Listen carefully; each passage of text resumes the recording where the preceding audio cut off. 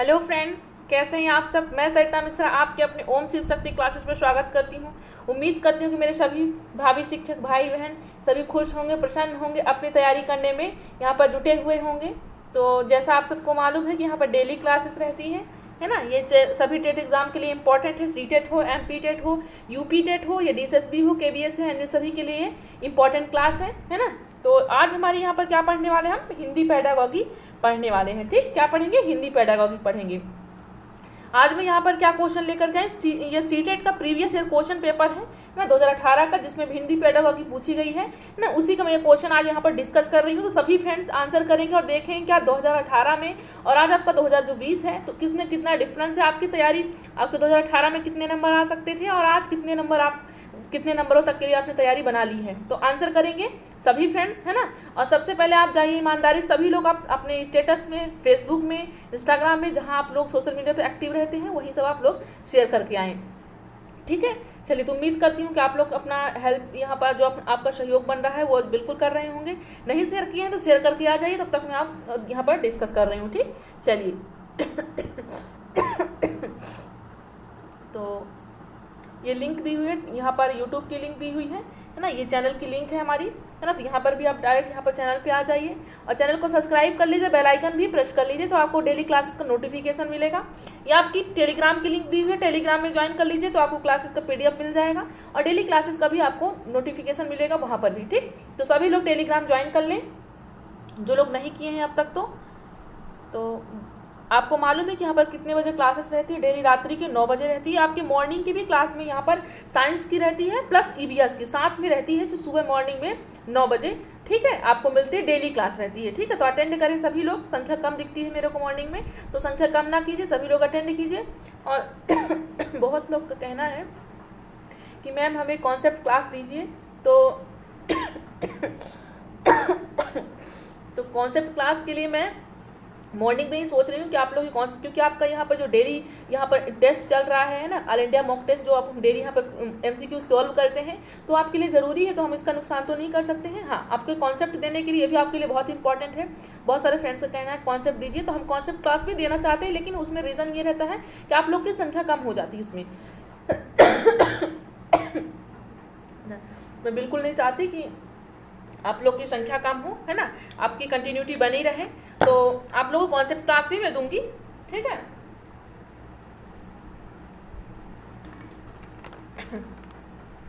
पर उसके लिए आपको मॉर्निंग की क्लास अटेंड कीजिए। मैं कल या परसों तक मैं आपको कॉन्सेप्ट क्लास दूंगी। पहले आपका शिक्षण विधियों से रिलेटिव बहुत सारे फ्रेंड्स का कहना है, तो मैं कल तो नहीं पर परसों आपको क्लास यहाँ पर दे दूंगी। ठीक है, आज 27 है, 28, 29 को मैं आपको मॉर्निंग की क्लास में कॉन्सेप्ट क्लास दे दूंगी। तो सभी फ्रेंड्स जुड़े रहेंगे, है ना, मॉर्निंग की क्लास में। चलिए, तो चैनल को सब्सक्राइब नहीं किया तो सब्सक्राइब कर लीजिए। और मॉर्निंग और इवनिंग में भी मैथ्स की क्लास रहती है विजय सर की, तो वो भी क्लास अटेंड कीजिए सभी लोग, है ना। बेल आइकन प्रेस कर लीजिए ताकि आपको डेली नोटिफिकेशन यहाँ पर मिले। आप यहाँ पर लाइक करके जाइए क्लासेस को, शेयर करना आपका दायित्व है, फर्ज है ना। आपको मालूम है, आप इतने बड़े हैं, समझदार हैं, तो मालूम है आपको क्या करना चाहिए।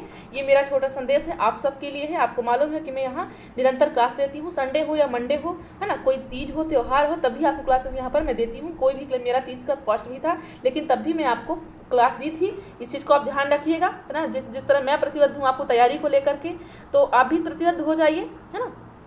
चलिए, तो हम बात करते हैं अपने आज क्वेश्चन की। ज़्यादा समय ना वेस्ट ना करते हुए क्लासेस की ओर चलते हैं, अपने क्वेश्चन की ओर चलते हैं। देखते हैं कि हमारा पहला क्वेश्चन यहाँ आज का क्या है। ठीक है, क्वेश्चन करने से पहले सबसे पहले आप लोग शेयर कर, जो लोग नहीं शेयर किए वो लोग शेयर कर दें, ईमानदारी से शेयर करके आए, है ना।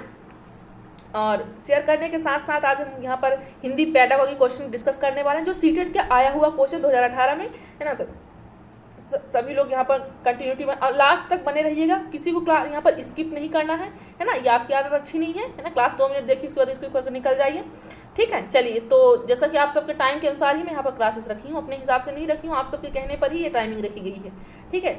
चलिए, तो उसमें कंटिन्यूटी बनाए रखें तो मुझे भी अच्छा लगे, मुझे भी मोटिवेशन मिलता है कि मेरे साथी जुड़े हुए हैं, है ना। चलिए, तो अपने मम्मी पापा को याद करते हुए, ईश्वर को नमन करते हुए क्वेश्चन की ओर चलते हैं। देखते हैं पहला क्वेश्चन क्या कह रहा है। भाषा सभी विषयों के में है, भाषा जो आपकी हिंदी भाषा हो या मैथ हो या जो भी भाषा आपकी हो, तो वो सभी विषयों के डॉट डॉट में, अब बात हम यहाँ पर तो हिंदी की बात हो रही है क्योंकि पेडागॉजी हम आज पढ़ रहे हैं हिंदी पेडागॉजी की, तो बात जाहिर सी बात है किसकी बात हो रही होगी, हिंदी की बात हो रही होगी, है ना। तो अगर कोई प्रॉब्लम है, आवाज़ नहीं आ रही है तो बिल्कुल बताइएगा, ठीक है। अगर धीरे आवाज़ आ रही होगी तो बिल्कुल बताइएगा। मैं आप सबके लिए तो बिल्कुल स्वस्थ हूँ और यहाँ पर क्लासेस ले रही हूँ, तो बताइएगा जो प्रॉब्लम आएगी आप सबको। तो बताइए, आंसर कीजिए कि भाषा सभी विषयों के यहाँ डॉट डॉट में है ना। बहुत सारी फ्रेंड्स ये भी कहते थे कि हमारे मैसेज का रिप्लाई नहीं कर रही व्हाट्सएप पे मैम, तो प्रॉब्लम है थोड़ा अभी व्हाट्सएप पे लिंक पे, तो अभी एरर आ रहा है, जल्द ही सॉल्व हो जाएगी तो हम रिप्लाई करेंगे, है ना। चलिए, हमें भी खेद है कि अपने साथियों से बातचीत नहीं हो पा रही। चलिए, भाषा सभी विषयों के में द्वार है, किसमें, अध्यायों में है, केंद्र में है, प्रारंभ में है, पढ़ने में। सभी लोग आंसर करेंगे, सभी फ्रेंड्स आंसर करेंगे, बताएं भाषा सभी विषयों की किसमें है, अध्यायों में है या केंद्र में है या प्रारंभ में है, पढ़ने में है। आंसर करें सभी लोग। आपका राइट ऑप्शन क्या हो जाएगा, ऑप्शन नंबर बी आपका राइट है। भाषा सभी विषयों केंद्र में है ना, बिना भाषा के आप सब कुछ यहाँ पर नहीं कर सकते हो, मेडिएटर का काम करती है भाषा, है ना। चलिए, तो राइट ऑप्शन क्या हो जाएगा, ऑप्शन नंबर बी आपका राइट हो जाएगा, है ना। चलिए, तो बात करते हैं अपने नेक्स्ट क्वेश्चन की, देखते हैं क्या कह रहा है आपका नेक्स्ट क्वेश्चन यहाँ पर। तो कविता का निश्चित अर्थ होता है, सेकंड क्वेश्चन क्या कह रहा है, कविता का निश्चित अर्थ होता है जिसे सभी विद्यार्थियों को पढ़ाना चाहिए। कविता का एक निश्चित अर्थ क्या कहता है, जिसे सभी विद्यार्थियों को पढ़ाना चाहिए। इस कथन के बारे में आप मानते हैं, आप क्या मानते हैं, जैसे कविता का एक निश्चित भाव होता है, अर्थ, कविता ही नहीं कहानी भी, है ना, नाटक भी, एकांकी भी अपने अपने में एक निश्चित अर्थ देती हैं, तो जिसे विद्यार्थियों को पढ़ना चाहिए। जो निश्चित अर्थ, जो सारांश, जैसे मालूम होता है कि लास्ट में क्या बताया, सारांश की लेखक क्या कहना चाहता है ना। तो जो आप उस लेखक क्या कहना चाहता है, क्यों कह रहा है, तो ये सबको पढ़ने के लिए विद्यार्थियों को पढ़ाना चाहिए। क्यों पढ़ाना चाहिए, इस कथन के बारे में क्यों बताना चाहिए कि आखिर एक निश्चित अर्थ क्या है इसका। देखिए, पहला ऑप्शन क्या कह रहा है यहाँ पर कि सभी विद्यार्थी अपने अनुभव और परिवेश में ही कविता समझते हैं। मतलब सभी विद्यार्थी क्या होते हैं, अपने अनुभव और परिवेश में ही कविता को समझते हैं। मतलब अगर कोई यहाँ पर पोयम पढ़ाई जा रही है, पोयम समझाई जा रही है, तो क्या करोगे आप, अपने अनुभव और परिवेश में ही समझ सकते हो उस चीज़ को। क्या ऐसा है, ये कवि ने कविता एक अर्थ में लिखी जिसे हर विद्यार्थी को समझना चाहिए। मतलब जो कवि ने लिख दिया है ना, एक अर्थ में लिख दिया है, विद्यार्थी के लिए लिखा है ना, जिसके भी लिए लिखा हो, यहाँ पर पर्टिकुलर विद्यार्थी के लिए, पोयम तो हर कोई पढ़ता है ना, कुछ, क्योंकि हर सीख मिलती है वहाँ से हमको, तो जिसे हर विद्यार्थी को समझना, अर्थ जो लिखा हुआ होता है उसे हर विद्यार्थी को समझना चाहिए। क्योंकि आप जब बुक पढ़ रहे हो तो सारांश कहना, आप किताबें पढ़ो ठीक है, पढ़ने के बाद उसका सारांश जरूर सीखो कि इससे हमको क्या सीख मिलती है ना। जैसे छोटे बच्चों की बुक में स्टोरी रहती है, उसमें लास्ट में जरूर कर इस कहानी से आपको क्या सीख मिलती है, तो कुछ ना कुछ सीखने के लिए जहाँ भी अपना समय वेस्ट करें तो उससे कुछ सीख लीजिए, है ना। टाइम पास के लिए आप उसको पढ़िए और उसको पढ़ने के बाद रख दीजिए। ऐसा नहीं करना है, आपको कुछ ना कुछ वहाँ से सीख लेना है ना। चाहे आप कहीं भी जाएं, कहीं भी रहें, कहीं भी कुछ करें, लेकिन कुछ ना कुछ वहाँ से आपको सीख जरूर लेनी चाहिए, है ना। जैसे मैं आपको कहती हूँ कि यहाँ पर टाइम पास नहीं करना है ना, ये टाइम पास वाला प्लेटफॉर्म नहीं है। चाहूँ तो मैं आपको 1 घंटे यहाँ पर आराम से बिता सकती हूँ, लेकिन नहीं, फटाफट क्वेश्चन भी दे सकती हूँ, लेकिन नहीं। क्यों? क्योंकि मैं आपको चाहती हूँ कि आप एक अर्थ समझ कर जाओ, एक यहाँ पर पॉजिटिव टर्म्स लेकर देता, ताकि आप कहीं ना कहीं अप्लाई कर सको उसे, ठीक। चलिए, थर्ड ऑप्शन क्या कह रहा है कि अलग अलग अर्थ समझने से पढ़ने की प्रक्रिया बाधित होती है। मतलब कि अगर सारांश के अगर अर्थ आप पढ़ रहे हो तो समझने से प्रक्रिया बाधित हो रही है, ऐसा होता है।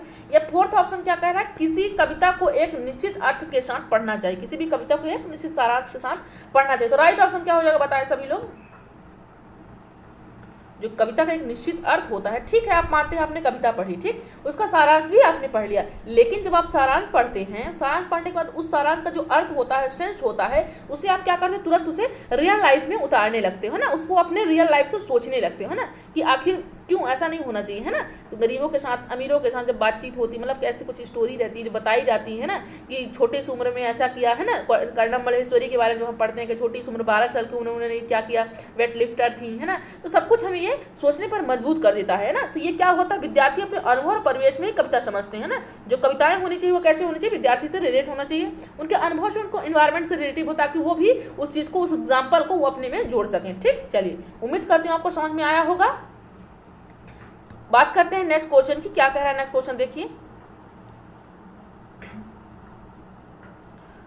चलिए, तो जो नए फ्रेंड्स हमारे जुड़ते जा रहे हैं, है ना, जो मेरे सभी फ्रेंड्स जुड़ते जा रहे हैं तो वो लोग क्या करेंगे, शेयर करके आएंगे, है ना। उनको मालूम होना चाहिए कि रात्रि की डेली यहाँ पर टेट एग्जाम के लिए, सभी टेट एग्जाम के लिए यहाँ पर रात्रि के 9 बजे क्लास रहती है, मॉर्निंग में भी क्लास रहती है, जिसमें हम साइंस प्लस ईवीएस पढ़ रहे हैं। और मैं आपको कल छोड़ के परसों में आपको कॉन्सेप्ट क्लास भी इसी का देने वाली हूँ, सीडीपी का दूंगी, शिक्षण विधियों से दूंगी, ताकि आपको सारी चीज़ें यहाँ पर मिले, ठीक है। चलिए, जानते तो हैं कि मैम तो क्लास लेने के लिए अकेले ही हैं, है ना, तो यहाँ पर समझना है कि सभी चीज़ मैं दूंगी, बट थोड़ा पेशेंस रखिएगा, सब कुछ मिलेगा, ठीक।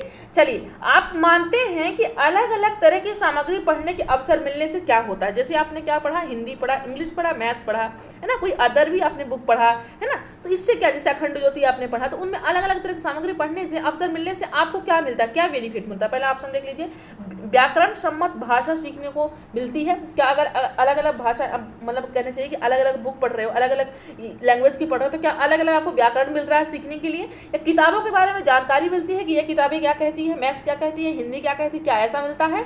थर्ड क्या कह रहा है, लेखकों के बारे में जानकारी मिलती है, मतलब कि मैथ्स के जो आर्यभट्ट हैं, रामानुजन हैं, हिंदी के जो भी आपके हजारी प्रसाद द्विवेदी हैं, तुलसीदास जी हैं, रैदास जी हैं, ये सब क्या इनकी जानकारी मिलती है। या भाषा को विविध संदर्भों में प्रयोग करने की समझ बनती। बताएं, आंसर करें, क्या होता है जब आपको क्या होता है, अलग अलग सामग्री पढ़ने के अवसर मिलते हैं, तो आपको क्या मिलता है यहाँ पर, बताएं, आंसर करें सभी लोग। क्या आपको सोचने समझने की क्षमता है ना। हिंदी पेडागॉजी हो या कोई भी पेडागॉजी, अगर आप एक सब्जेक्ट की पेडागॉजी पढ़ रहे हो तो आपको बस सेंस उसको लगाना है और आप हर एक सब्जेक्ट में उसको अप्लाई कर सकते। जरूरी नहीं कि आप हिंदी के पेडागॉजी पढ़ रहे हो तो आप मैथ में उसे अप्लाई नहीं कर सकते, अप्लाई कर सकते। बस हाँ, सोचने का जो आपका नजरिया है, बस आप उसको पॉजिटिव रखो। कोई भी आपको आंसर करना है पॉजिटिव रखना है ना, बच्चे के हित में हो, है ना, बच्चा जो चीज़ ऑब्जर्व कर पाए, ऐसा आपको ऑप्शन यहाँ पर रखना है, ठीक है। चलिए, तो यहाँ पर बताइए राइट ऑप्शन क्या हो जाएगा आपका। Right option option number D हो जाएगा, है ना। तो देख लेते हैं, बात करते लेते हैं अपने नेक्स्ट क्वेश्चन की, देखते हैं क्या कह रहा है नेक्स्ट क्वेश्चन। थोड़ा मैं आराम से पढ़ा रही हूँ तो उम्मीद करती हूँ आप लोग को प्रॉब्लम नहीं होगी, है ना। चलिए, ज़्यादा स्पीड से नहीं पढ़ाना चाहिए क्योंकि सभी साथियों को साथ में लेकर के चलना है ना। बहुत सारे साथी कहने लगते हैं मैम फास्ट पढ़ाइए, कुछ साथी ऐसे भी कहते हैं कि मैम बहुत स्पीड से चल रही हैं। तो सभी लोग कोऑपरेट कीजिए क्योंकि हम सबको देख करके क्लासेस लेते हैं यहाँ पर, है ना। चलिए, क्योंकि किसी को बहुत फास्ट समझ में आता है, किसी को बहुत थोड़ा लेट समझ में आता है, तो सभी को लेकर के चलना है। आप लोग ऐसे मन में अपनी मेंटेलिटी बना करके रखिए, है ना। मैम किसी का यहाँ पर बुरा नहीं चाहती हैं, सबको लेकर के चलना चाहती है, बस मेरा एम यही है यहाँ पर, है ना। चलिए, आज कुछ ज़्यादा ही प्यास लग रही है।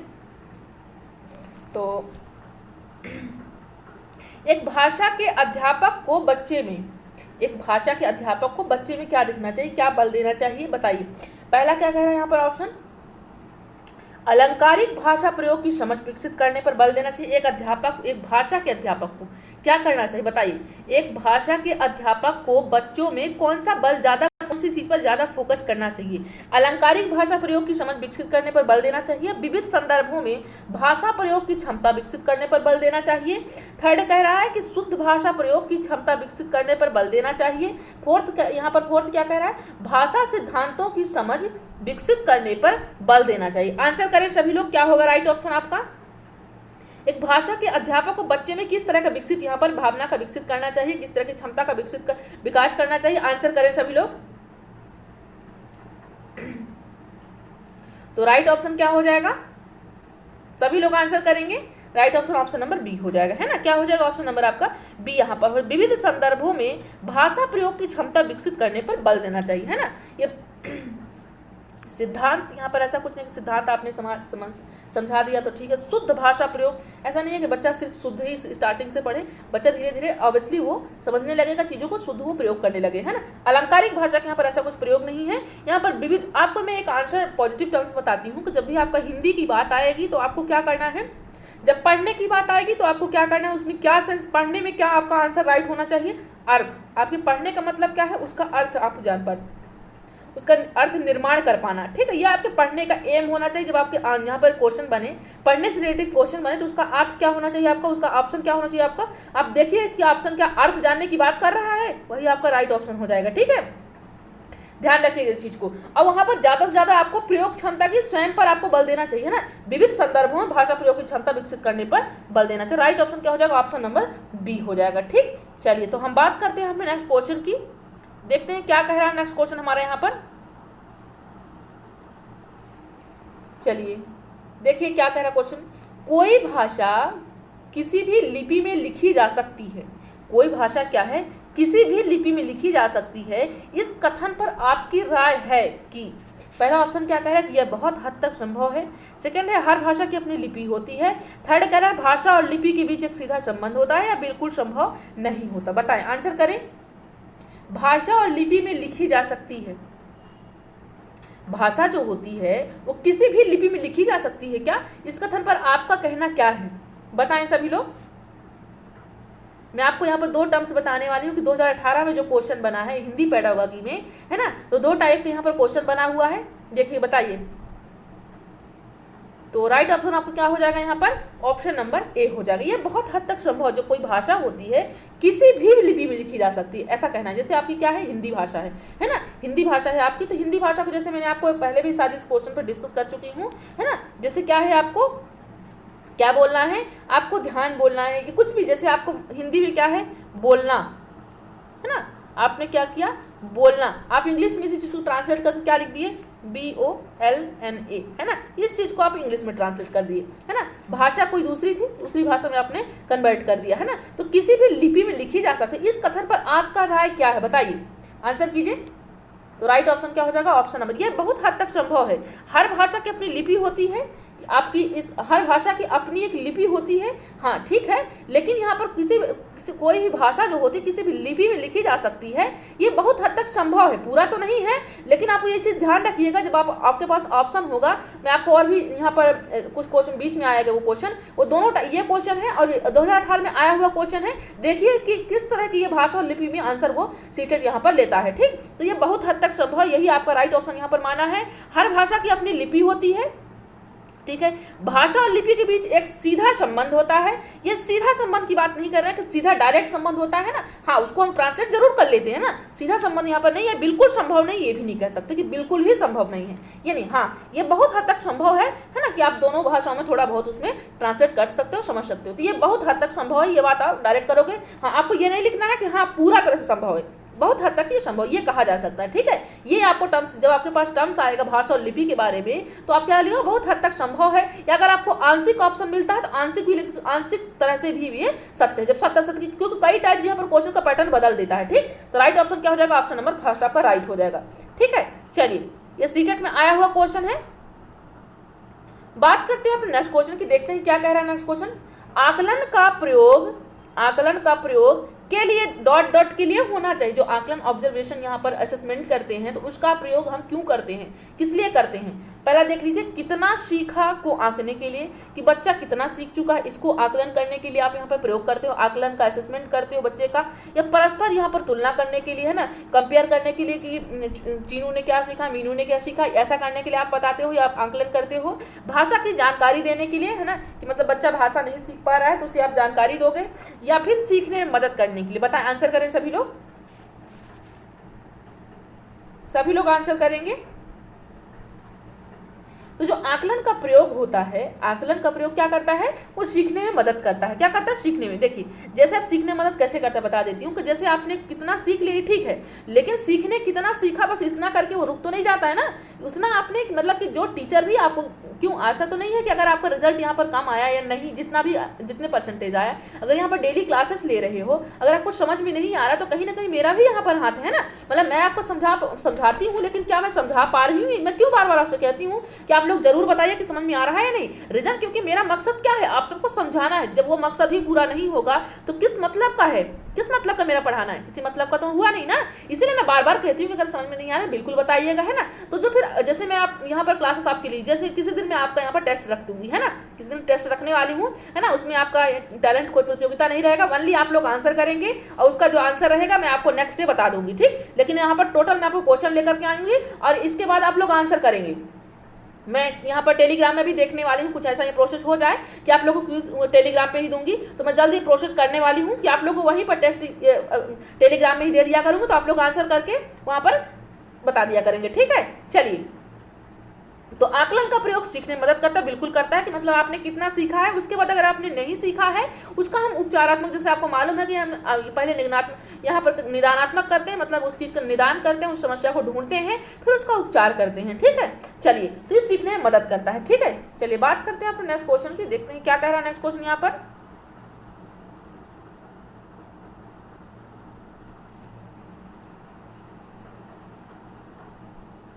दृश्य श्रव्य सामग्री का प्रयोग तब उपयोगी होता है जब बच्चे, जो आपको मालूम है कि शिक्षण सामग्री है ना, दृश्य और श्रव्य सामग्री जो होती है, दृश्य का मतलब देख सकना, श्रव्य का मतलब सुन सकना, मतलब यहाँ पर देखने वाली सामग्री भी होनी चाहिए और श्रव्य यानी सुनने वाली सामग्री भी होनी चाहिए, का प्रयोग तब उपयोगी होता है जब बच्चे, कब उपयोगी होता है जब बच्चे कैसे हों, उस पर अपनी बौद्धिक प्रतिक्रिया दे सकें, या सेकंड कह रहा है उसकी भाषा का अनुकरण कर सकें, थर्ड कह रहा है उसके बनने की प्रक्रिया को बता सकें, फोर्थ कह रहा है उसे बहुत सरलता से समझ सकें। बताएं, आंसर करें सभी लोग।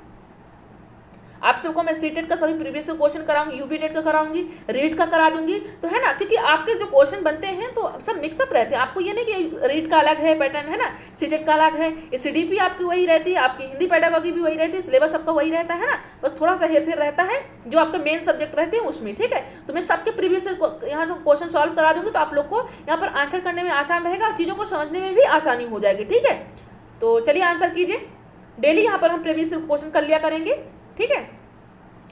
तो आंसर करें, जो दृश्य और शब्द सामग्री का प्रयोग तब उपयोगी होता है जब बच्चे क्या करें, उस पर अपनी बौद्धिक प्रतिक्रिया दें। राइट ऑप्शन क्या हो जाएगा, ऑप्शन नंबर फर्स्ट हो, उस पर क्या करें, अपनी बौद्धिक प्रतिक्रिया दें। मतलब कि अगर आप कोई यहाँ पर शब्द सामग्री का यूज कर रहे हो, जैसे मैं आपको क्या करती हूँ, टेस्ट देती हूँ, है ना, हर संडे को क्या रहता है, टैलेंट खोज प्रतियोगिता रहता है ना, तो अभी सोच रही हूँ टैलेंट खोज प्रतियोगिता में यहाँ पर क्या रख दूँ, हिंदी पेडागोगी रख दूँ, है ना, संडे के दिन क्या रख दूँ, हिंदी पेडागोगी, अब टैलेंट खोज प्रतियोगिता में रख देती हूँ। तो आप सब जैसा कहेंगे, है ना, तो आप सबकी तैयारी कैसी चल रही है हिंदी पेडागोगी की, हम रखने वाले हैं संडे को, इसी संडे को जो टैलेंट खोज प्रतियोगिता होने वाली है। तो अभी तक जितना मैंने डिसाइड किया है कि हिंदी पेडागोगी रख लेती हूँ, ठीक है, क्योंकि आपकी काफ़ी क्लासेस हो चुकी हैं हिंदी पेडागोगी की, तो आप लोग सभी लोग आंसर भी कर पाएंगे बेहतर तरीके से, जो संडे को होने वाली है ना। तो देख लीजिए कि उस पर बौद्धिक प्रतिक्रिया दे सके, मतलब मैं जो आपको पढ़ा रही हूँ, जो मैं आपको समझा रही हूँ, जिस भी सामग्री का मैं प्रयोग करती हूँ, तो क्या उस पर आप अपनी प्रतिक्रिया दे पाते हो, उसको समझ पाते हो, उस पर आंसर कर पाते हो या नहीं, ठीक है। राइट ऑप्शन क्या हो जाएगा, ऑप्शन नंबर फर्स्ट आपका राइट हो जाएगा। चलिए, तो हम बात करते हैं अपने नेक्स्ट क्वेश्चन की, क्योंकि उसकी भाषा का अनुकरण कर सके, मतलब दृश्य और शब्द सामग्री की, जैसे मैंने आप पढ़ाने के लिए आपको क्या किया, लैपटॉप का यूज किया, है ना, यहाँ पर नोटपैड का यूज किया, जो भी मैंने यूज किया यहाँ पर, तो क्या उस चीज़ को अनुकरण कर सको, आप भी उस चीज़ को यूज करो, क्या इसके लिए करती हूँ, या उसके बनने की प्रक्रिया को बता सके, किस तरह से यहाँ पर हम आप क्लासेस बनाते हैं, आपको इसकी प्रक्रिया बता सकें, या बहुत सरलता से समझ सकें, ऐसा कुछ नहीं है, उस पर अपनी प्रतिक्रिया दे सको आप लोग, है ना। मैं जो समझाना चाहती हूँ, जिस लिए मैं यूज करती हूँ, उस पर आप क्या करो, रिएक्ट करो, मतलब वहाँ पर चीज़ों को समझो, ठीक। चलिए हम बात करते हैं अपने नेक्स्ट क्वेश्चन की, देखते हैं क्या कह रहा है नेक्स्ट क्वेश्चन। उच्च प्राथमिक स्तर पर हिंदी भाषा के आकलन का सबसे कमजोर बिंदु है ना। तो बहुत सारे फ्रेंड्स यहाँ पर कहते हैं कि मैम टाइम बहुत हो गया, क्वेश्चन कम है, तो ऐसा नहीं सोचें, मैं सबके लिए सोच रही हूँ, आप लोग को कॉन्सेप्ट देने की कोशिश कर रही हूँ, है ना, इसलिए मैं जल्दी नहीं निकलती हूँ, नहीं तो आपको क्या है, मैं 30 क्वेश्चन करा सकती हूँ, है ना। तो आप लोग समझिए, चीज़ों को समझिए, ताकि आप लोग आंसर कर पाओ, है ना, जब भी आप जिस भी टेट एग्जाम की प्रिपरेशन कर रहे हो वहाँ पर आप आंसर कर पाओ, ठीक है। इसलिए थोड़ा टाइम लगा रही हूँ, तो आप लोग परेशान मत होइएगा कि मैम इतना टाइम क्यों ले रही है ना, आप सबकी भलाई के लिए ही है ना। चलिए, आप सब मेरा परिवार है, तो मैं बिल्कुल अहित आपका नहीं सोच सकती हूँ, आप सबको ऊंचाई पर देखना चाहती हूँ, हमेशा ईश्वर से प्रार्थना करती हूँ ना कि आप सब जितने मेरे साथी जुड़े हैं, जो नहीं जुड़े, जुड़ने वाले हैं, सभी यहाँ पर जो मेहनत करेगा तो बिल्कुल वो फल पाएगा, है ना। तो देखिए यहाँ पर क्वेश्चन की बात करते हैं, उच्च प्राथमिक स्तर पर हिंदी भाषा के आकलन का सबसे कमजोर बिंदु बताएं। उच्च प्राथमिक स्तर पर देख लीजिएगा, जब आपके प्राथमिक स्तर की बात होगी तो अलग टर्म्स होगा, उच्च प्राथमिक स्तर बात होगी तो अलग टर्म्स होगा, है ना। तो उच्च प्राथमिक स्तर पर हिंदी भाषा के आकलन का सबसे कमजोर बिंदु कौन सा होता है, क्योंकि हिंदी भाषा का जो आकलन होता है तो मजबूत बिंदु तो ठीक है, पर सबसे कमजोर बिंदु आकलन का कौन सा होता है, बताएं। आंसर करेंगे सभी लोग, एवरीबॉडी आंसर करेंगे। लेखन में तार्किकता का समावेश होता है क्या, जो ये सबसे कमजोर बिंदु होना चाहिए, असेसमेंट का आपके सबसे वीक पॉइंट होना चाहिए, लेखन में तार्किकता का समावेश, या भाषा का सृजनात्मक प्रयोग, या संस्कृत निष्ठ शब्दावली का प्रयोग, या लिखने में नए शब्द का प्रयोग, बताएं सबसे कमजोर पॉइंट यहाँ पर कौन सा होगा, कौन सा यहाँ पर ऐसा पॉइंट है जिसको आकलन के समय ज्यादा महत्व नहीं दिया जाता है, बताएं। तो क्या हो जाएगा राइट ऑप्शन, ऑप्शन नंबर आपका सी हो जाएगा। कौन सा होगा आपका, ऑप्शन नंबर सी हो जाएगा।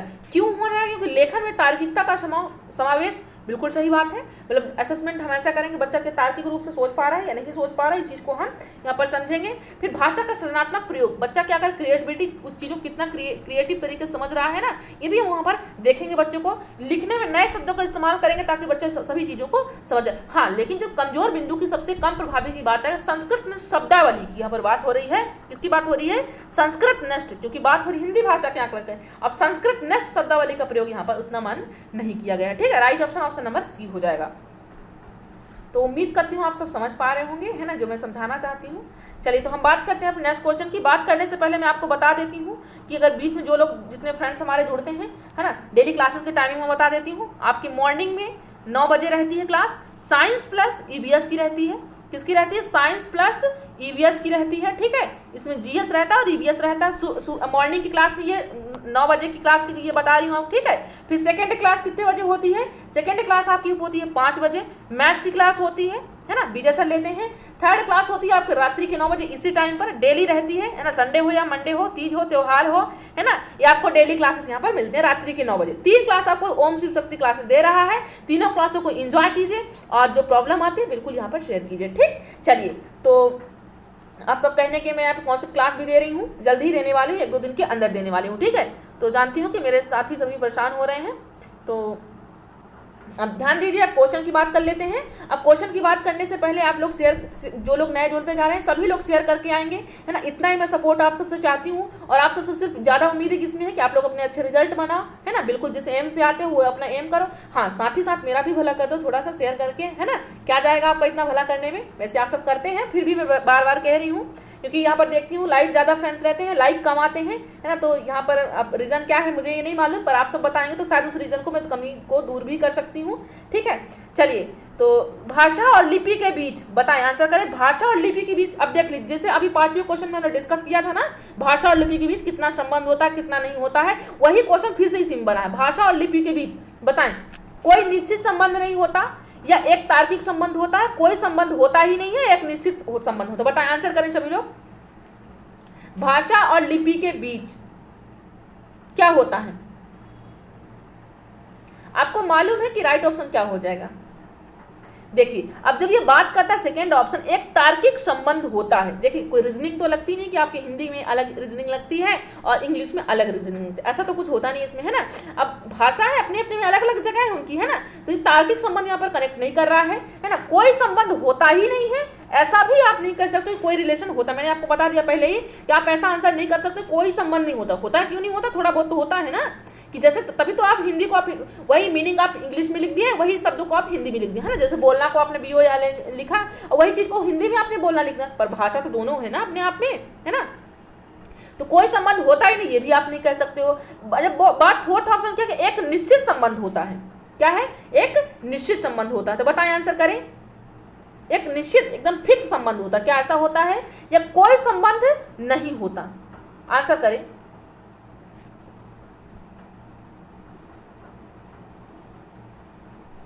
आंसर करेंगे सभी लोग।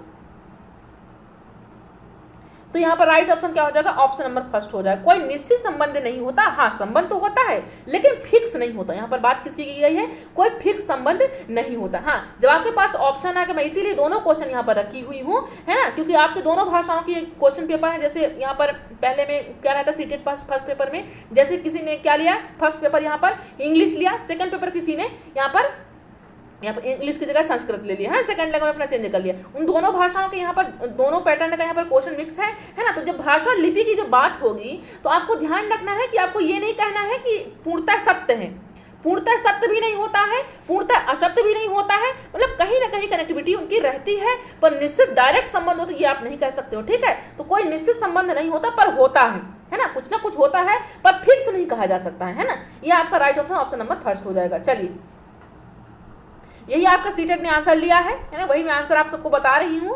चलिए बात करते हैं नेक्स्ट क्वेश्चन की। सीटेट ने यही आंसर माना है, तो आप लोग ध्यान रखिएगा इस चीज को। देखिए, उच्च प्राथमिक स्तर पर हिंदी भाषा का आकलन करते समय आप सर्वाधिक बल किस पर देंगे? आप उच्च प्राथमिक स्तर पर हिंदी भाषा का असेसमेंट कर रहे हैं, है ना, बच्चे क्या कर रहे हैं? असेसमेंट करते हो। कौन से ऐसे यहाँ पर ऑप्शन है जिसपे आप ज्यादा फोकस करेंगे? बताएं, आंसर करें। मौखिक परीक्षा होगा, पोर्टफोलियो होगा, जांच सूची होगा या लिखित परीक्षा होगा? बताएं, सभी लोग आंसर करेंगे। क्या हो जाएगा राइट ऑप्शन आपका यहाँ पर? जब असेसमेंट करो तो किस पर ज़्यादा फोकस करोगे आप? पोर्टफोलियो पर। किस पर? पोर्टफोलियो पर, है ना। इसमें क्या होता है, पोर्टफोलियो में क्या होता है, बच्चा क्या करता है इसमें, जब आप किसी चीज़ का असेसमेंट कर रहे हो तो आपको मालूम होना चाहिए कि जब हम असेसमेंट कर रहे हैं तो उसका हमको प्रीवियस भी देखना है। हम जब क्लासेस में पढ़ाते भी हैं तो जो हमारी शिक्षण विधियाँ होती हैं उसको हम किस तरीके से यूज करते हैं, हम पूर्व ज्ञान से उसको रिलेट करके समझाते हैं ना। ऐसा नहीं कि आप आए और डायरेक्ट आपने क्या किया, मेंस्ट्रुएशन पढ़ाने लगे। बच्चे को क्या नॉलेज है, क्या वो एरिया के बारे में समझता है ना, आयतन के बारे में समझता है या नहीं समझता, उसका हमको पूर्व ज्ञान के तहत हमको जो भी समझाना है तो वो समझाना। ठीक, ये चीज़ आपको ध्यान रखना। तो पोर्टफोलियो में होता क्या है, एक्चुअली मैं आपको बता देती हूँ। पोर्टफोलियो में बच्चे का जो शुरू से जो जब से एडमिशन लेता है उसका सारा डाटा रहता है, सारा रिकॉर्ड रहता है, उसकी एक्टिविटी क्या है, उसके फर्स्ट क्लास में कौन सा रिजल्ट आया, सेकंड में कौन सा यहाँ पर ग्रेड आई है, थर्ड में क्या आई है, उसकी एक्टिविटी क्या है, सारा रिकॉर्ड किसमें रहता है, पोर्टफोलियो में रहता है ना। ये चीज आपको ध्यान रखना है। तो राइट ऑप्शन आपका क्या हो जाएगा, ऑप्शन नंबर बी आपका राइट हो जाएगा। यहां से बहुत ज्यादा पोर्टफोलियो से क्वेश्चन बहुत ज्यादा बनते हैं, इस चीज को आप ध्यान रखेंगे। चलिए तो हम बात करते हैं नेक्स्ट क्वेश्चन की, देखते हैं क्या कह रहा है नेक्स्ट क्वेश्चन। बहुभाषिक कक्षा में बच्चों की भाषाएं, क्या है, बहुभाषिक कक्षा में बच्चों की भाषाएं किस प्रकार, मतलब बहुत सारी जहां पर कक्षा है, मतलब सॉरी कहने से बहुत सारी भाषाएं हैं ना, बहुभाषिक कक्षा में ऐसी कक्षा जहां पर बहुत सारी भाषाओं का समावेश हो। तो ऐसी भाषा जो बहुभाषिक है उसको किस तौर पर यूज करें, किस तरह से उसको यहाँ पर समझाया गया कि जो बहुभाषिकता होती है वो होती क्या है, बच्चों में क्या मतलब कि संसाधन के रूप में है या वो बाधा के रूप में, हम देख लेते हैं क्या कह रहा है ऑप्शन।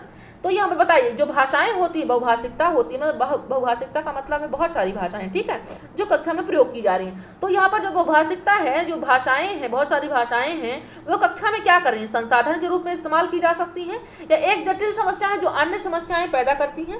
थर्ड ऑप्शन आपको क्या कह रहा है कि हिंदी भाषा की कक्षाओं से बाहर ही रहनी चाहिए। फोर्थ कह रहा है बहुत गंभीर समस्या है जिसका कोई समाधान नहीं है। बताएं तो बहुभाषिकता क्या होती है क्लास में, आंसर करेंगे सभी लोग। तो आपका राइट ऑप्शन क्या हो जाएगा, ये संसाधन के रूप में प्रयोग की जाती है ना, ये क्या होती है, संसाधन के रूप में प्रयोग की जाती है। राइट ऑप्शन क्या हो जाएगा, ऑप्शन नंबर फर्स्ट हो जाएगा, है ना।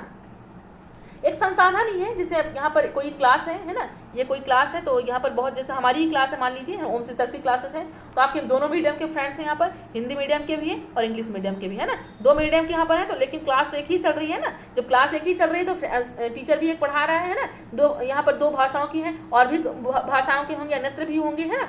तो यहाँ पर क्या है, ये बहुभाषिकता क्लास है, तो ये आपको बाधा तो नहीं कर रही ना, ये समस्याएं तो आपके लिए समस्या तो नहीं है।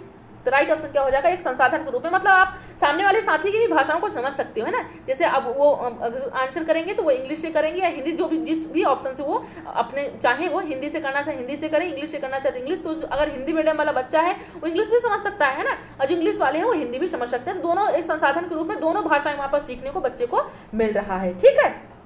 गंभीर समस्या नहीं कह सकते, ये भाषा की कक्षाओं से बाहर ही रहनी चाहिए ऐसा भी नहीं है, है ना। जटिल समस्या है ये भी आप नहीं कह सकते, ठीक।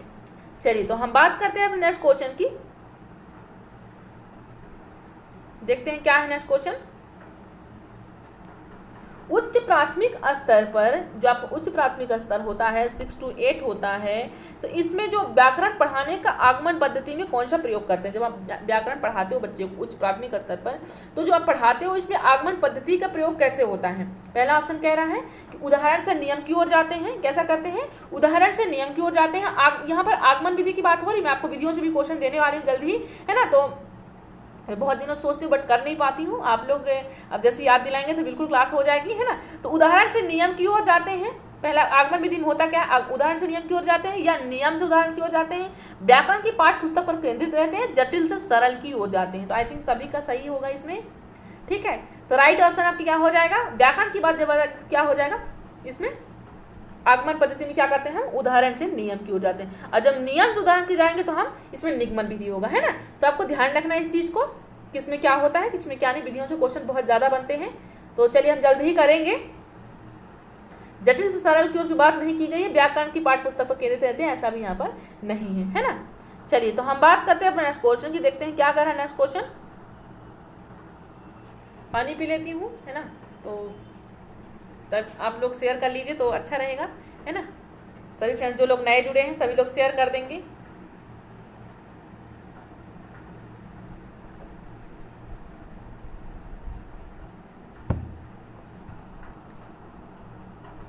और कमेंट करेंगे जितने साथी आज नए हैं वो लोग कमेंट करें कि आज मेरा फर्स्ट डे है। सभी लोग जो नए हैं आज तो वो क्लास में कमेंट करेंगे कि आज मेरा फर्स्ट डे है, वो बताएंगे, अपना नाम बताएंगे कि आज मेरा फर्स्ट डे है। और जिनका फर्स्ट डे है उनको बहुत बहुत बधाई हो, वो क्लासेस में जुड़ चुके हैं, डेली क्लासेस अटेंड करें, है ना। सभी फ्रेंड्स के लिए हैं, जो लोग नहीं नए हैं, जो लोग पुराने हैं, नए पुराने से हमें नहीं मतलब है, हमें मतलब है कि यहाँ पर कंटेंट पाइए आप लोग और पढ़िए और आराम से रिवीजन कीजिए। हमारे सभी साथी हैं, है ना, चाहे नए पुराने से मतलब नहीं है, मतलब है कि आप लोग जो हम देना चाहते हो क्या वो आप सब पा रहे हो या नहीं पा रहे हो, है ना। तो ठीक है, 2-3 क्लास दे रहे हैं हम आपको, तो आप तीनों क्लासों को यहाँ पर एंजॉय कीजिए, है ना। तो देखिए, हिंदी के पाठों में अन्य भाषाओं के शब्दों के होने का अर्थ है। हिंदी के पाठों में क्या है, अन्य भाषाओं के शब्दों में होने का अर्थ क्या होता है। जैसे हिंदी की भाषा में और भी भाषाओं का संकलन कर दिया जाता है, तो यहाँ पर क्या सेंस होता है बताइए। पाठ क्या है, समाज के बहुभाषी स्वरूप की सहज प्रस्तुति है। यह पाठ कठिन और अस्पष्ट है। थर्ड ऑप्शन क्या कह रहा है, विद्यार्थियों को शुद्ध भाषा नहीं सिखाई जा रही। फोर्थ क्या कह रहा है, पाठ का लेखक हिंदी नहीं जानता। क्या रीजन है कि जो हिंदी के पाठ में क्या किया जाता है, वहां पर हिंदी की क्लास में अन्य भाषाओं का भी उसमें समावेश कर दिया जाता है। तो क्या रीजन हो, तो बताएं, आंसर करें। होने का अर्थ क्या है, तो वो क्या हो जाएगा आपका ऑप्शन नंबर फर्स्ट हो जाएगा, है ना। ऑप्शन नंबर फर्स्ट हो जाएगा। पाठ जो है समाज की बहुभाषी स्वरूप की सहज प्रस्तुति, मतलब वहां पर आपकी हिंदी भी है, अवधी भी है ना, और यहाँ पर जो भी और अदर भाषाएं हैं सभी भाषाओं को वहाँ पर इंक्लूड किया गया है। अवधी है ना, तो यहाँ पर मलयालम है, जितनी सारी भाषाएं हैं, तो ये सब क्या है, बहुभाषी की है, निशान नहीं है। मतलब कि एक क्लासेस में, एक सब्जेक्ट में, एक भाषा में कई सारी भाषाओं का जब समावेश होता है तो वो किसकी निशानी है, किसकी बात हो रही है, वहाँ पर बहुभाषिकता की बात होती है। ठीक, आई थिंक आप लोग समझ गए होंगे जो मैं बताना चाहती हूँ। ठीक है, पाठ कठिन और अस्पष्ट है, ऐसी बात नहीं है कि अस्पष्ट है, ये आपको आंसर नहीं करना है कि समस्या है, बाधक है, अस्पष्ट है, ऐसा नहीं करना। विद्यार्थियों को शुद्ध भाषा नहीं सिखाई जा रही है, ये भी नहीं करना। पाठ का लेखक हिंदी नहीं जानता, ऐसी भी कोई बात नहीं है। ठीक, चलिए तो हम बात करते हैं अपने नेक्स्ट क्वेश्चन की।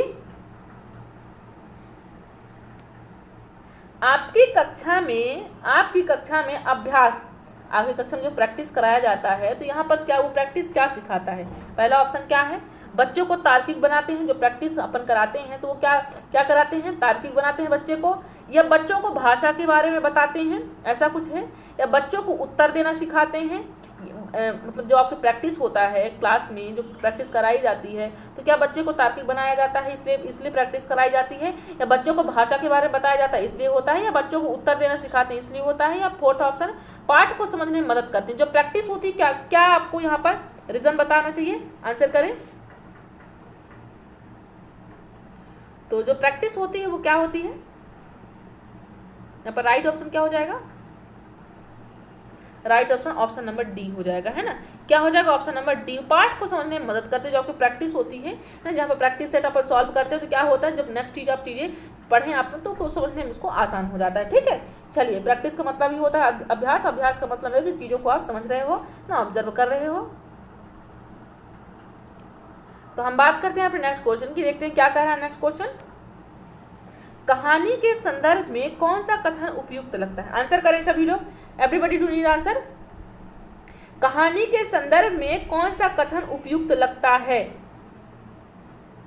पहला है कहानी में शुरुआत होना आवश्यक है, दूसरा है कहानी में शुद्ध भाषा होना आवश्यक है, थर्ड है कहानी में कथानक का होना आवश्यक है, फोर्थ में कहानी में संवाद होना आवश्यक है। आंसर करें सभी लोग। कहानी के संदर्भ में कौन सा यहाँ पर जो ऑप्शन है वो स्पष्ट है या सही है, बताइए। क्या आपको उपयुक्त लगता है, आपको सही लगता है। तो राइट ऑप्शन क्या हो जाएगा, ऑप्शन नंबर सी हो जाएगा, है ना। कहानी में कथानक का होना आवश्यक होता है। कहानी में क्या होता है, कथानक का होना आवश्यक है। मतलब कोई अगर स्टोरी पढ़ रहे हैं तो उसमें कुछ ना कुछ नायक, कहानी में क्या नायक होते हैं, नायिका होते हैं, दोनों होते हैं, और उसका एक क्या होता है, एक अर्थ होता है, निश्चित एक अर्थ होता है। ध्यान रखना इस चीज़ को, ठीक है। कथानक होना आवश्यक है, उसमें कोई स्टोरी नहीं रहेगी तो कहानी क्या मतलब, उसमें कोई सेंस नहीं रहेगा, उसमें कोई सीख नहीं होगी तो क्या मतलब है ना। तो राइट ऑप्शन, कहानी में शुरुआत होना आवश्यक है, नहीं ऐसी बात नहीं, शुरुआत होना आवश्यक, शुरुआत तो होगा ही, है ना। शुद्ध भाषा होना आवश्यक है, ये भी होना चाहिए, लेकिन बात कथन उपयुक्त लगता है सबसे संदर्भ में कौन सा कथन उपयुक्त है। कहानी में संवाद होना आवश्यक है, ये जरूरी नहीं, क्योंकि कहानी बहुत सारी ऐसी कहानियां जिसमें संवाद नहीं होता है, एक पक्षी होता है, समझाना चाहता है लेखक आपको, तो ये भी आपका कथानक का होना यहाँ पर राइट ऑप्शन हो जाएगा, ठीक है। ऑप्शन नंबर सी हो जाएगा। चलिए तो हम बात करते हैं अपने नेक्स्ट क्वेश्चन की। नेक्स्ट क्वेश्चन करने से पहले मैं बता देती हूँ कि डेली क्लासेस यहाँ पर रहती हैं। जो लोग नए साथी जुड़ते जाते हैं, मैं बता रही हूँ, बार बार बता रही हूँ कि मॉर्निंग की क्लास मिस नहीं करना है। मॉर्निंग में आपको साइंस प्लस ईवीएस दिया जा रहा है, इवनिंग में आपको दिया जा रहा है क्लास, रात्रि में आपको क्लासेस दी जा रहा है, डेली रात्रि के 9 बजे यहाँ पर क्लासेस रहती है ना। तो किसी सभी साथी को मिस नहीं करना है, बार बार मैं इसीलिए यहाँ पर बता रही हूँ ताकि कोई भी साथी क्लास में छूटने ना पाए। ठीक, चलिए तो हम बात करते हैं नेक्स्ट क्वेश्चन की। बताइए क्या होगा राइट ऑप्शन। उच्च प्राथमिक स्तर की पाठ्य सामग्री में क्या है, कौन से स्तर की है, उच्च प्राथमिक स्तर की पाठ्य सामग्री में अनुवाद सामग्री रखने का उद्देश्य क्या होता है। जो जैसे क्या करते हैं क्लास 6 to 8 में क्या करते हैं, पाठ्य सामग्री में अनुवाद ट्रांसलेट करने का रखने का उद्देश्य क्या होता है, बताइए। हिंदी, प्रचुर हिंदी साहित्य का ना होना, या अन्य भाषाओं के साहित्य को हिंदी में पढ़ने के अवसर देना, या पूरे देश को पढ़ने के अवसर देना, बहुत सी सामग्री की परिचय कराना। आंसर करें सभी लोग, सभी फ्रेंड्स आंसर करेंगे। राइट ऑप्शन क्या हो जाएगा आपका यहाँ पर, ऑप्शन नंबर बी हो जाएगा। क्या हो जाएगा, ऑप्शन नंबर बी आपका राइट हो जाएगा, है ना। क्यों हो जाए, क्या कह रहे हैं, अन्य भाषाओं के साहित्य को, इसमें क्या हो रहा है, अन्य भाषाओं के साहित्य को भी हिंदी में पढ़ने के अवसर देना। जो अनुवाद हो ट्रांसलेट होता है यहाँ पर, ट्रांसलेट करने का रखने का उद्देश्य क्या होता है पाठ्य सामग्रियों में, है ना। तो हम क्या करते हैं, हिंदी भाषा पढ़ने में अवसर दे रहे हैं, साहित्य को समझने में अवसर दे रहे हैं, है ना। राइट ऑप्शन बी हो जाएगा। चलिए हम बात करते हैं नेक्स्ट क्वेश्चन को, देखते हैं क्या कह रहा है नेक्स्ट क्वेश्चन। देख लीजिए 2018 का बना हुआ क्वेश्चन है ना। ये सीटेट 2018 क्वेश्चन है, तो आपका देख लीजिए कितने नंबर आप ऑब्जर्व कर लीजिएगा, है ना, कितने नंबर आपके आ रहे हैं। चलिए तो यदि आपकी कक्षा में दृष्टिबाधित बच्चे हैं, यदि आपकी क्लास में कैसे बच्चे हैं, दृष्टिबाधित हैं, देख नहीं सकते हैं, तो आप उनके लिए कैसे, किस तरह से वहाँ पर एक्टिविटी करेंगे, किस तरह का साधन रखेंगे, बताएं, आंसर करें। उसे पढ़ने के लिए उपयुक्त साधन देंगे, या उन्हें सभी बच्चों से अलग गतिविधि देंगे, या उन्हें कम गतिविधियां कराएंगे, या उन्हें विशेष सहानुभूति से पढ़ाएंगे। आंसर करें सभी लोग। राइट ऑप्शन क्या होगा आपका। कोई बच्चा कैसा दृष्टिबाधित, देख नहीं सकता है ना, क्या करते, देख नहीं सकता है, उसके लिए आप क्या करेंगे, उसको बच्चों से अलग, यहाँ पर अलग शब्द नहीं करना, ध्यान रखना है आपको, है ना, क्योंकि समावेशी कक्षा के तहत आपको अलग नहीं करना है, बच्चे को साथों साथ पढ़ाना है ना। दृष्टिबाधित हो, प्रतिभाशाली हो, तो आपको इन सब बच्चों को एक साथ एक क्लास में एक ही टीचर पढ़ाएगा, है ना। राइट ऑप्शन ये नहीं होगा आपका कि अलग गतिविधि करेंगे, है ना। उन्हें कम गतिविधियां देंगे, नहीं कम ज्यादा नहीं करना, बराबर सबको रखना है, ये ध्यान रखिएगा, ठीक है। उन्हें विशेष सहानुभूति से पढ़ाएं, क्या करेंगे, उन्हें विशेष सहानुभूति से पढ़ाएं। क्या ऐसा करेंगे, विशेष सहानुभूति से आप पढ़ाएंगे, या आपका कौन सा ऑप्शन होगा, बताएं, आंसर करें। विशेष शब्द नहीं करना है, ये आपको विशेष नहीं करना, सभी बच्चे आपके लिए समान है ना। और यहाँ पर कम गतिविधियां देंगे, ऐसा भी नहीं करना है आपको, अलग गतिविधियां देना, ये भी नहीं देना है आपको। उन्हें पढ़ने के उपयुक्त साधन देंगे, क्या करेंगे, उन्हें पढ़ने के उपयुक्त साधन देंगे, ध्यान रखना है इस चीज को आपको, ठीक है। क्या करेंगे आप पढ़ने क्या करेंगे, उपयुक्त साधन देंगे, ताकि बच्चा दृष्टिबाधित वाला भी ऐसी कुछ एक्टिविटी रखिएगा, ताकि देख तो नहीं सकता है लेकिन वो सुन जरूर सके, समझ सके उसको, है ना। तो ऑडियो के तहत आप उसको समझा सकते हो, दृष्टिबाधित नहीं देख सकता लेकिन सुन तो सकता है ना, उसे उपयुक्त पढ़ने का साधन देंगे, ठीक है। समझ लीजिएगा। राइट ऑप्शन क्या हो जाएगा, ऑप्शन नंबर फर्स्ट हो जाएगा। कौन सा टर्म्स आपको यूज करना है क्लासेस में, कौन सा टर्म्स नहीं यूज करना, ये चीज आपको ये जानना बहुत जरूरी है, ठीक है। क्योंकि राइट आंसर करने से पहले हर एक व्यक्ति को क्या जानना होता है कि रॉन्ग कौन सा है ना। राइट ऑप्शन तो आपका एक ही होगा, लेकिन उनमें से 3 आपके रॉन्ग होंगे, आपको ये मालूम होना चाहिए ना। तो आपको ये जानना जरूरी है कि कौन आपका यहाँ पर रॉन्ग कौन सा, राइट तो आपको मालूम पड़ जाएगा, रॉन्ग आपको ज्यादा जरूरी है यहाँ पर देखना कि कौन सा रॉन्ग, किसको आपको यहाँ पर कट करना है। ध्यान दीजिएगा इस चीज को, है ना। बात करते हैं नेक्स्ट क्वेश्चन की, देखते हैं क्या कह रहा है नेक्स्ट क्वेश्चन।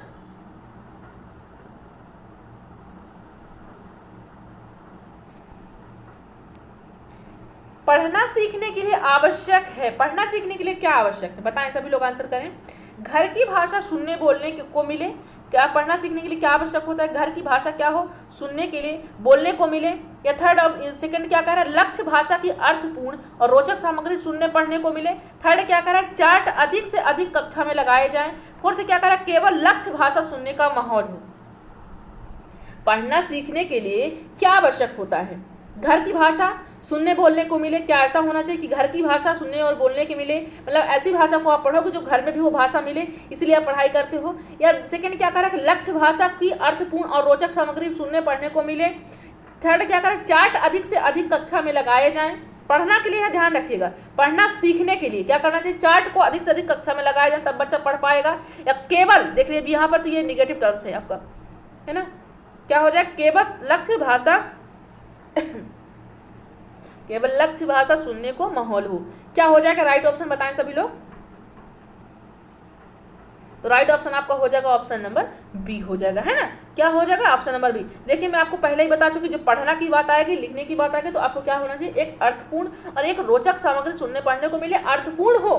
कोई भी चीज हो वो कैसी हो, वो अर्थपूर्ण हो, आपको चीजों को समझा रही हो, ये नहीं कि फालतू आप वहां पर अपना टाइम वेस्ट कर रहे हो, है ना। ऐसा नहीं करना है, चीजें आपके लिए अर्थपूर्ण होना चाहिए, है ना।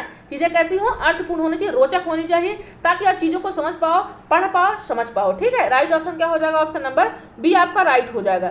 ठीक है, चलिए तो हम बात कर लेते हैं अपने नेक्स्ट क्वेश्चन की। देख लेते हैं क्या कह रहा है नेक्स्ट क्वेश्चन। हिंदी में विज्ञान संबंधी पाठों को पढ़ाने का उद्देश्य क्या होता है। अगर आप क्या पढ़ा रहे हो, हिंदी पढ़ा रहे हो, हिंदी अगर पढ़ा रहे हो उसके साथ साथ आप विज्ञान का भी चैप्टर समझा रहे हो, है ना। तो उसको पढ़ाने का क्या उद्देश्य होता है। हिंदी की क्लास में जैसे मैं आपको कोई यहाँ पर हिंदी के क्वेश्चन कराती हूँ, लेकिन एग्जाम्पल कहाँ का देती हूँ, बाहर दुनिया के, इन्वायरमेंट का भी दे सकती हूँ, ऐसी बात नहीं है कि मैं नहीं दे सकती, फिक्स आपकी हिंदी का ही देना है, ऐसा नहीं है। मैथ्स का भी जैसे हम दे लेते हैं, यहाँ पर आर्यभट्ट जी के बारे में हमने कई सारे एग्जाम्पल ले लेते हैं ना, कि जैसे पूर्व से जैसे हम पढ़ क्या रहे हैं, शिक्षण सामग्री पढ़ रहे हैं। हिंदी में हम क्या पढ़ रहे हैं, हिंदी में हम क्या पढ़ रहे हैं, शिक्षण सामग्री पढ़ रहे हैं, या हम शिक्षण विधि पढ़ रहे हैं। तो हमको जैसे क्या है, सरल से कठिन की ओर, है ना, सरल से कठिन की ओर। तो पहले हम क्या ले लें यहाँ पर, या कठिन से सरल, जो भी हम यहाँ पर रूल ले रहे हो, तो हम क्या करें, हम मैथ यहाँ पर क्वेश्चन आपको बता दें कि जैसे आप क्या करो, सबसे पहले आपको समझाना चाहिए कि ये चीज़ें क्या है, मैथ्स में क्या होती है ना। या फिर आप जैसे बाय द वे हम ले लेते, कौन सा एग्जाम्पल ले लेते हैं कि पूर्व से, यहाँ तो जब आप कोई भी चीज़ बच्चे को पढ़ाओ तो पहले आप उसको पूर्व नॉलेज जान लेना चाहिए, है ना। तो पूर्व ज्ञान से उसको जोड़ना चाहिए, है ना, पूर्व से नए की ओर जाना चाहिए। तो यहाँ पर हम क्या बताते हैं, एग्जाम्पल में क्या ले लेते हैं, जैसे यहाँ पर पाइथागोरस की बात होती है, या फिर जो भी आप मान लीजिए कि ट्रिग्नोमेट्री में पढ़ा रहे हो, तो आपको मालूम है, बच्चे को मालूम होना चाहिए कि कॉस थीटा साइन थीटा क्या है। तो बच्चे को जान लोगे, देख लोगे कि समझ पाता है ये चीज़, नहीं उसी को तब उस चीज़ को समझाओगे, है ना। तो हम क्या करें, आपको मैथ से आप रिलेट कर रहे हैं ना, जोड़ रहे हैं ना, तो यही आपका सेंस क्या है यहाँ पर बताने का, समझाना। विज्ञान विषय को गहराई से जानने, क्या विज्ञान विषय को गहराई से जानने के लिए आप बताते हो, या विज्ञान के प्रति जिज्ञासा बढ़ाना बताते हो, विज्ञान के संदर्भ में हिंदी भाषा प्रयोग को समझाना, या विज्ञान की भाषा को समझना, बताएं, आंसर करें।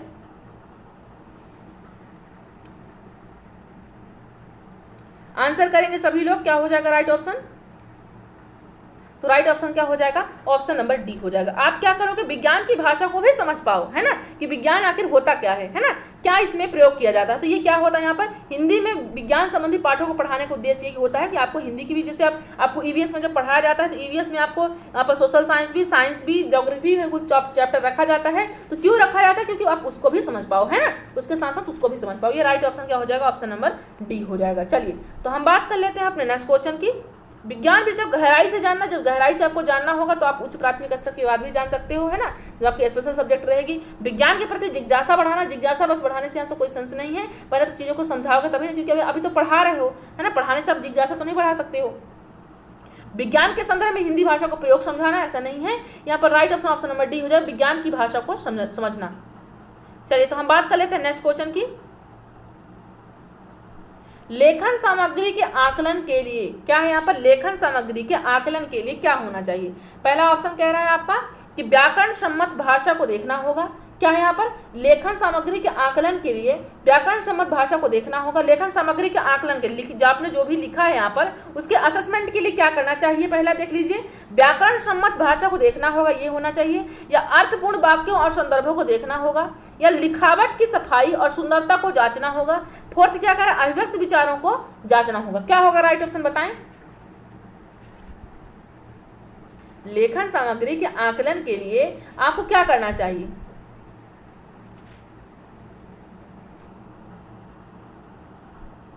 क्या हो जाएगा, आपको देख लीजिए, अभी पढ़ने की जब बात आई तब भी अर्थपूर्ण की बात आई थी, लेखन की बात आई तब भी आपकी अर्थपूर्ण की बात आई, है ना। तो राइट ऑप्शन क्या हो जाएगा, वो ऑप्शन नंबर बी। जहां पर अर्थ की बात आएगी, ऑब्जर्व की बात आएगी, प्रयोग करने की बात आएगी, वो आपके पॉजिटिव टर्म्स होते हैं, ठीक है। तो अर्थपूर्ण वाक्यों और संदर्भों को देखना होगा वहां पर आपको, है ना, कि आखिर यहाँ पर जो हम असेसमेंट कर रहे हैं बच्चे का लेखन सामग्री, जैसे मैं आप क्या होमवर्क दिए कि आप 4 से 10 लाइन लिख करके लाइएगा। जब हम उसकी चीज़ का चेक कर रहे हैं, जो आप कॉपी लेकर के आए, आप नोट लेकर के आए हमारे पास, जो मैं उसको चेक कर रही हूँ, चेक करने में क्या चीज़ को देखूंगी कि यहाँ पर जो आप लिखना चाहते हो क्या उसका सेंस है, कुछ अर्थ है या नहीं, उस चीज को संदर्भ को देखना हो कि आखिर वाक्य में कहना क्या चाहते हो। क्योंकि स्पष्ट नहीं रहेगा वाक्य तो पढ़ने से कोई मतलब तो है नहीं, है ना, क्योंकि चीजें स्पष्ट होनी चाहिए। राइटिंग आपकी जैसी भी हो लेकिन चीजें स्पष्ट हो। ऑप्शन नंबर बी आपका राइट हो जाएगा। चलिए अपने बात करते हैं नेक्स्ट क्वेश्चन की। कहानी के संदर्भ में क्या कह रहा है, कहानी के संदर्भ में कौन सा कथन उपयुक्त लगता है, बताइए कहानी के संदर्भ में कौन सा ऐसा कथन है जो आपको उपयुक्त लगता है। आंसर करें सभी लोग, सभी फ्रेंड्स आंसर करेंगे, बताएं क्या होगा राइट ऑप्शन आपके यहाँ पर। कहानी के संदर्भ में आपको बताना है कहानी के संदर्भ में कौन सा ऐसा कथन है जो आपके लिए उपयुक्त है। पहला है कहानी में शुरुआत होना आवश्यक है, कहानी में शुद्ध भाषा होना आवश्यक, कहानी में कथानक का होना आवश्यक है, कहानी में संवाद होना आवश्यक है। आई थिंक ये हो चुका है ना, शायद क्वेश्चन ये हो चुका है, रिपीट हो चुका है ना। चलिए फिर भी कर लीजिए आंसर। तो कहानी के संदर्भ कौन सा कथन उपयुक्त है, कहानी में कथानक का होना आवश्यक होता है ना। Right option option number C हो जाएगा। समझा चुकी हूँ पहले ही, शायद ये रिपीट हो गया क्वेश्चन, कोई बात नहीं, ज़्यादा नहीं हो जाएगा है ना। तो नेक्स्ट क्वेश्चन देख लेते हैं क्या कह रहा है यहाँ पर।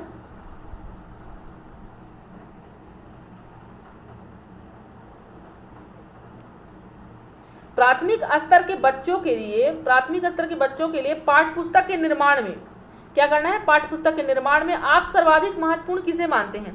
आंसर करेंगे सभी लोग।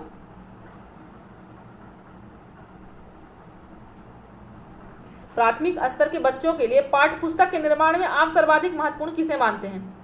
आंसर करें सभी लोग। प्रसिद्ध रचनाओं को या भाषा की विभिन्न रंगतों को, भाषा का विविध गद्य साहित्य को या प्रसिद्ध लेखक को। जब प्राथमिक स्तर के बच्चों को पाठ्य पुस्तक पढ़ा रहे हो तो निर्माण करने, जब आप पाठ्य पुस्तक क्या आप वहाँ पर बना रहे हो या निर्माण कर रहे हो उस चीज़ को, तो आप सर्वाधिक महत्वपूर्ण कौन सी वहाँ पर बुक में आपको इंक्लूड करना है। क्या प्रसिद्ध रचनाएं इंक्लूड कराएंगे, है ना। अगर आपको बोल दिया जाए कि आप क्या करें, प्राथमिक स्तर के बच्चों के लिए एक बुक का निर्माण कीजिए, पब्लिश कीजिए, उसको लिखिए, तो आप ज़्यादा क्या करेंगे, प्रसिद्ध रचनाएं इंक्लूड करेंगे या भाषा की विभिन्न रंगतें करेंगे, भाषा का विविध गद्य साहित्य करेंगे या प्रसिद्ध लेखक करेंगे। आंसर करें सभी लोग। तो आंसर क्या हो जाएगा आपका यहाँ पर, ऑप्शन नंबर बी हो जाएगा। क्या हो जाएगा, ऑप्शन नंबर बी आपका राइट हो जाएगा, है ना। भाषा की विभिन्न रंगतें आपको इंक्लूड करना पड़ेगा। कई से भाषाओं में आपको रंग बिरंगे डायग्राम भी बच्चों के लिए हो। बात किसकी है, प्राथमिक स्तर की, है ना। ध्यान रखिएगा प्राथमिक स्तर की बात हो रही तो रंग बिरंगे आपको डायग्राम भी होना चाहिए, साथ ही साथ भाषा की विभिन्न रंगतें होने, मतलब कि सब कुछ वहाँ पर रंगीन होना चाहिए, तो बच्चा और भी चीज़ों को ऑब्जर्व कर पाएगा। बाय डायग्राम होना चाहिए तो भी बच्चों को उसको ऑब्जर्व कर पाएगा, उसको समझ पाएगा। ठीक है, राइट ऑप्शन क्या हो जाएगा, ऑप्शन नंबर बी आपका राइट हो जाएगा। तो चलिए नेक्स्ट क्वेश्चन की बात करते हैं। शायद आज 22 ही क्वेश्चन है ना, इतने ही क्वेश्चन है। उम्मीद करती हूँ आपको सेशन समझ में आया होगा, है ना। तो आज ज़्यादा क्वेश्चन नहीं थे, इतने ही क्वेश्चन थे। तो आज का सेशन कैसा लगा जरूर हमें फीडबैक दीजिएगा, साथ ही साथ कमेंट बॉक्स में कमेंट कीजिएगा। और आपको दूसरी बात बता देती हूँ कि मॉर्निंग की क्लास किसी को मिस नहीं करना है। सुबह के 9 बजे रहती है डेली क्लासेस, है ना। तो किसी भी साथी को यहाँ पर मिस नहीं करना क्लास। ठीक, चलिए तो हम आज के लिए बस इतना ही, है ना। जय हिंद, जय भारत।